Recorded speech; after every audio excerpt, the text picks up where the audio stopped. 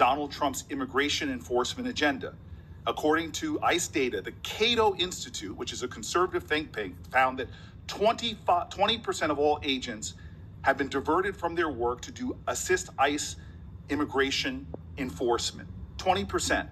Part of this operation is the work of mass law enforcement who jump out of cars, snatch people off streets at churches, schools, and their jobs and hospitals. Have there been any FBI agents who investigate crimes against children that have been assigned to immigration enforcement, yes or no? The premise of what you say is entirely false. Have there been any FBI agents who investigate foreign domestic terrorism? You don't get to say America is not safer under this leadership. I am not saying America that. is safer because of the work of the FBI. You're making a presumption of premise. 4,700 children. Sir, we have 6,000 weapons and 23,000 violent felons have been arrested. FBI agents who investigate human trafficking have been reassigned to immigration enforcement. You are not denying that FBI agents who are on the task force that fight against Russian oligarchs have not been reassigned. Public Corrections Squad reassigned. People who defend children reassigned. You're not denying that. I've seen you time and time again attack my colleagues' premises of questions as a way to not answer the question. So let me end with this. I believe you have made our country weaker and less safe.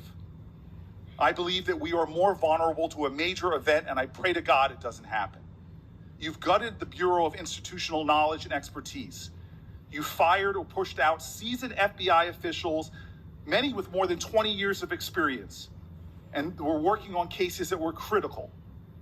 You've been purging thousands of serious law enforcement officials who spent their careers keeping us safe, only to lower hiring standards in order to find anyone to replace them.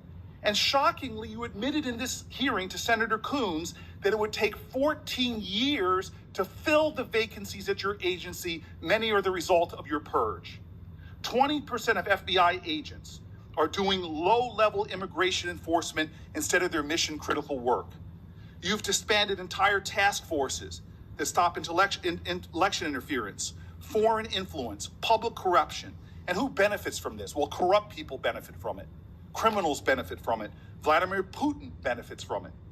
And it really makes me wonder who you're looking out for. It makes me think we can't trust you as a nation. You swear to release the Epstein files, but now you're withholding the Epstein files.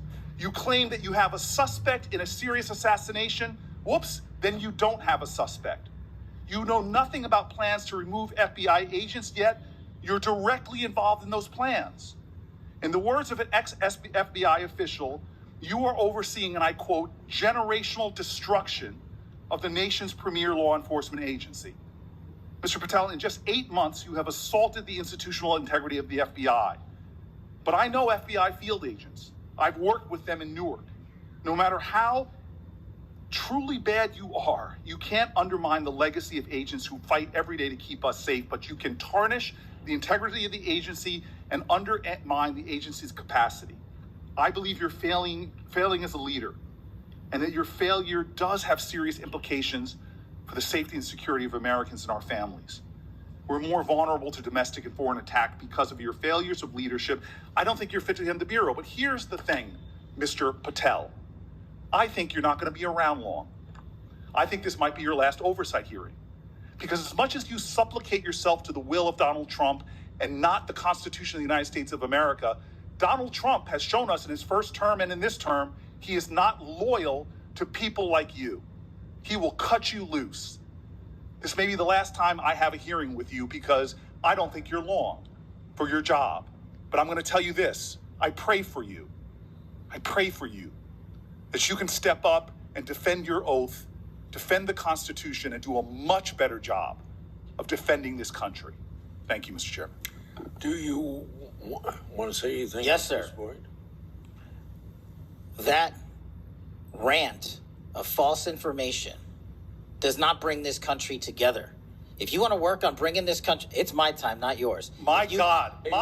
If you want to talk about dividing this country, it is my I follow time. you on your social media posts that It is tears my this country time apart. to There address should be a your unifying- falsehoods. Oh, You are an you can try embarrassment all to the you division want in this country. to not Senator, take it is my responsibility time. for You what you had have your said. time. Sir, you're Your making time a is mockery of this over. committee. Sir, you don't tell me my time is over. You The know how people far of New we've Jersey come tell me since what you my tell- time is. Senator- You can't lecture me. You can tell me Sir, my time's you have- over? You may be in charge of the I'm not FBI, going anywhere. but I am not afraid of you. sir. Mr. Chairman, Not afraid of you. Mr. Chairman, point of order. Senator Booker, I announced at the beginning of this meeting that this back and forth talking over each other doesn't work. And I said if that happened, I asked Patel not to respond, and I was going to give him some time after the senator's time was up to respond.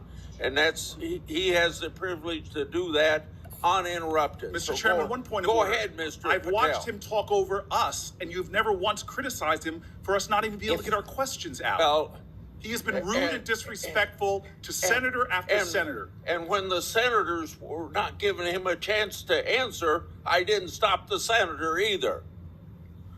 Go ahead, Senator. Thank you, Mr. Chairman. If the FBI, under my 7-month leadership, were failing this administration in this country, why do we have 23,000 violent felons arrested this year alone? A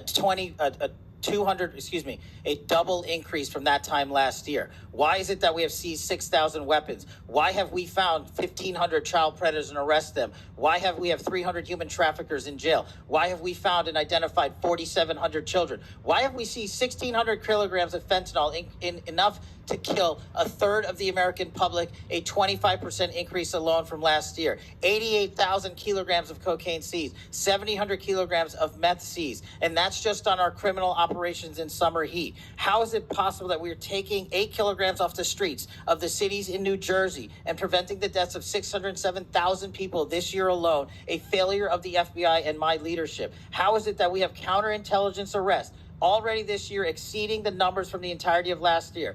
33% increase in PRC, 83% in Russia, 60% in the CI space as it relates to Iran, and we haven't even talked about CT, the southern border, the northern border.